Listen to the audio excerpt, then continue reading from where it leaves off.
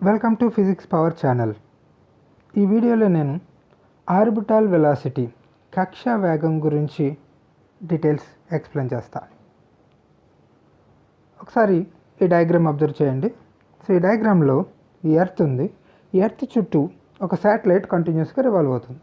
So ఇలా కంటిన్యూస్గా revolve అవ్వాలి అంటే కంపల్సరీగా ఇది కొంత వెలాసిటీని మెయింటైన్ చేయాలి. సో కంటిన్యూస్గా కాన్స్టెంట్గా అదే ఆర్బిట్లో రివాల్వ్ అవ్వాలి అంటే దానికి ఒక వెలాసిటీ ఉండాలి. సో ఆ ఆర్బిటాల్లో అది తిరగాలి అంటే దానికి ఉండాల్సిన వేగాన్ని మనం ఆర్బిటాల్ వెలాసిటీ అంటాం.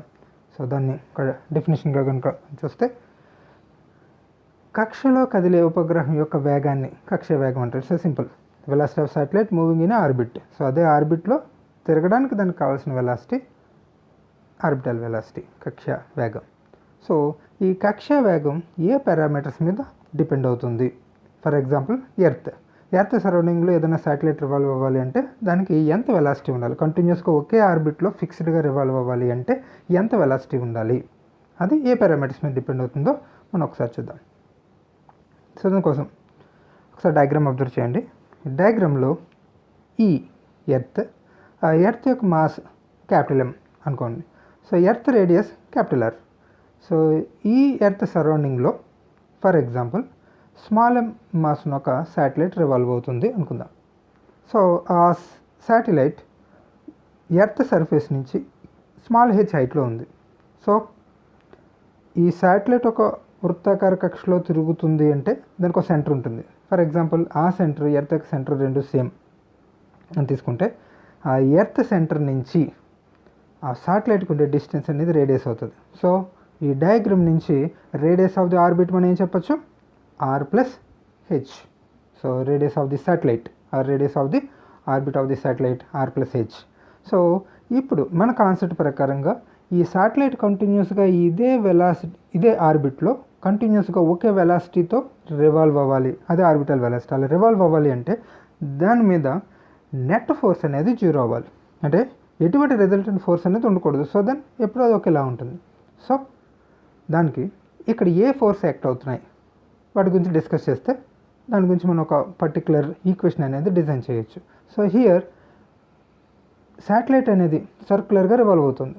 సో ఏ పార్టికల్ అయినా సరే సర్క్యులర్గా రివాల్వ్ అవుతుందంటే దానికి గ్యారంటీగా సెంట్రిఫ్యూగల్ ఫోర్స్ అనేది ఉంటుంది.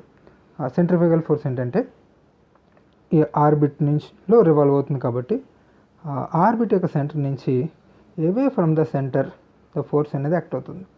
అది సెంట్రిఫ్యూగల్ ఫోర్స్, అపకేంద్ర బలం. అట్ ద సేమ్ టైం ఎర్త్కి హెవీ మాస్ ఉంది, శాటిలైట్కి మాస్ ఉంది. So two massive bodies particular డిస్టెన్స్లో ఉన్నాయి కాబట్టి గ్రావిటేషనల్ అట్రాక్టివ్ ఫోర్స్ కూడా ఉంటుంది. సో ఆ గ్రావిటేషనల్ అట్రాక్టివ్ ఫోర్స్ అనేది towards the centre of the earth ఉంటుంది. శాటిలైట్ నుంచి ఎర్త్ సెంటర్ వైపు ఈ గ్రావిటేషనల్ అట్రాక్టివ్ ఫోర్స్ ఉంటుంది.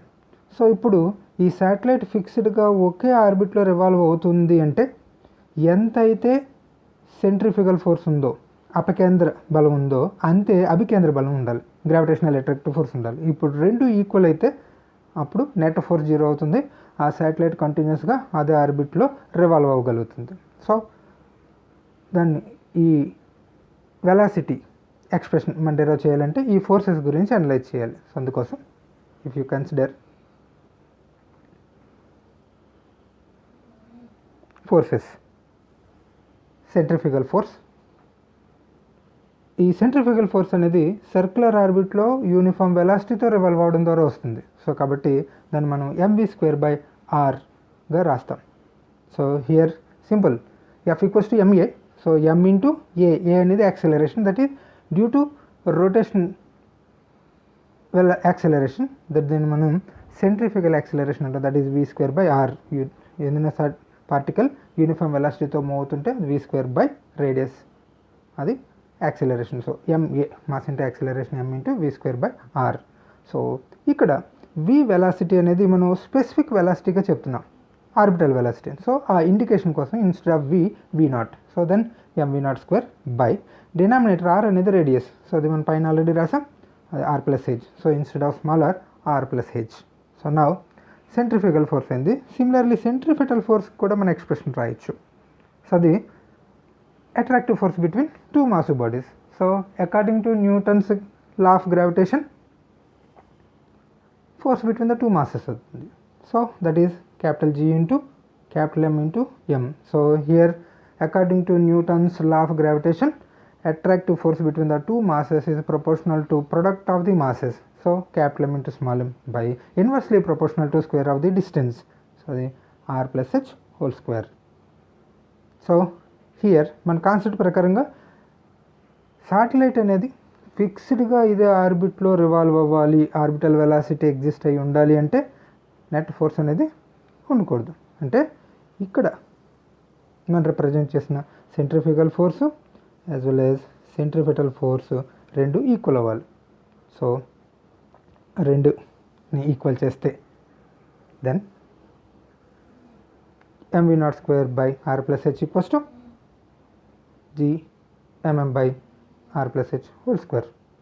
నెక్స్ట్ ఈ ఎక్స్ప్రెషన్ ఈక్వల్ చేసిన తర్వాత మీరు అబ్జర్వ్ చేయండి, both sides small m get cancel, R plus H left side డినామినేటర్లో, అలాగే right side R plus H whole square, square term left side term get cancel అయిపోతే so only left side మనకు v0² ఉంటుంది, right side gm by R plus H ఉంటుంది. So మనం రాస్తే v0² equals to gm by R plus H. So we derived the expression that is orbital velocity v equals to square root of gm by r plus h.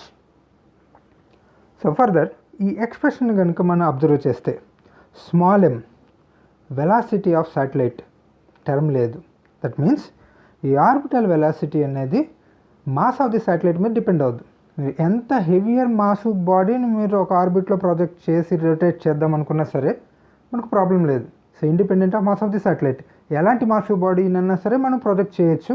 So దానికి కావాల్సిన force మనం దానికి generate చేసి మనం అక్కడ వరకు పంపాలి, కానీ ఆ వెలాసిటీ మెయింటైన్ అయ్యేలా చేయాలి. కానీ సో ఎంత హెవీ మాస్ బాడీనైనా సరే మనం రొటేట్ చేయొచ్చు. సో అది independent orbital velocity independent of mass of that body or mass of that satellite అని ఈ ఎక్స్ప్రెషన్ ద్వారా మనకు తెలుస్తుంది. సో ఇదే టాపిక్ని క్వశ్చన్ అడిగేటప్పుడు చాలా డిఫరెంట్గా అడిగే అవకాశం కూడా ఉంది.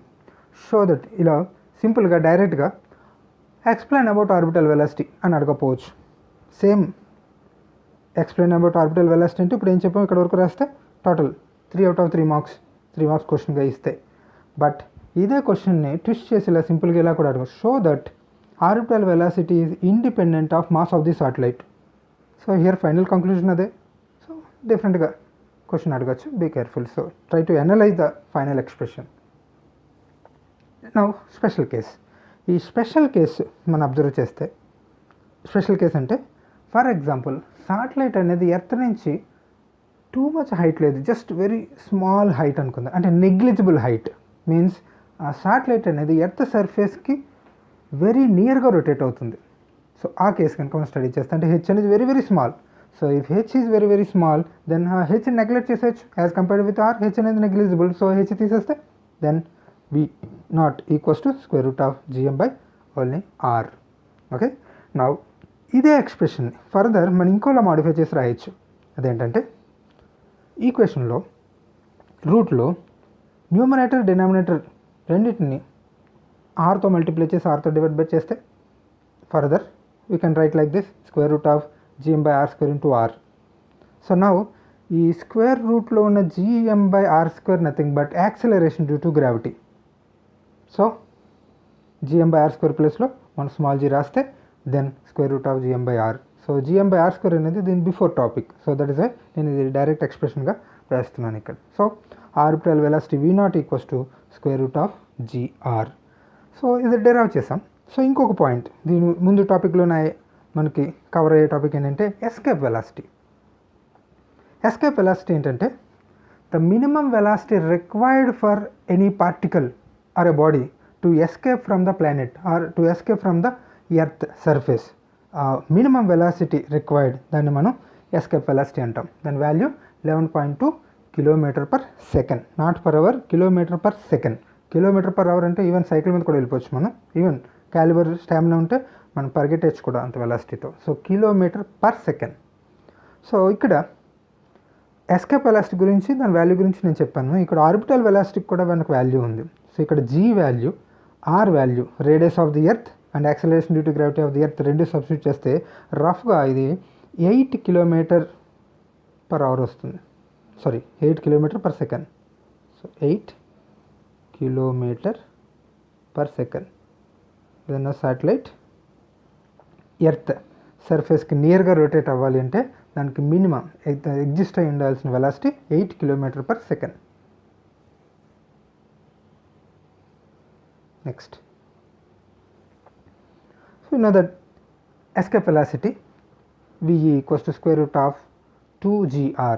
సో సేమ్ ఇదే ఎక్స్ప్రెషన్, ఎస్కేప్ వెలాసిటీ ఎక్స్ప్రెషన్ని మనం ఇలా రాయొచ్చు, √2 ఇంటూ √gr. అలా డివైడ్ చేసి రాస్తే జస్ట్ నా డిరైవ్ చేసాం √gr nothing but orbital velocity. So √2 into V0. So orbital వెలాసిటీతో కంపేర్ చేస్తే ఎస్కేప్ వెలాసిటీ అనేది ఎక్కువ. So escape velocity is greater than orbital velocity. So this is the topic about orbital velocity. Thank you.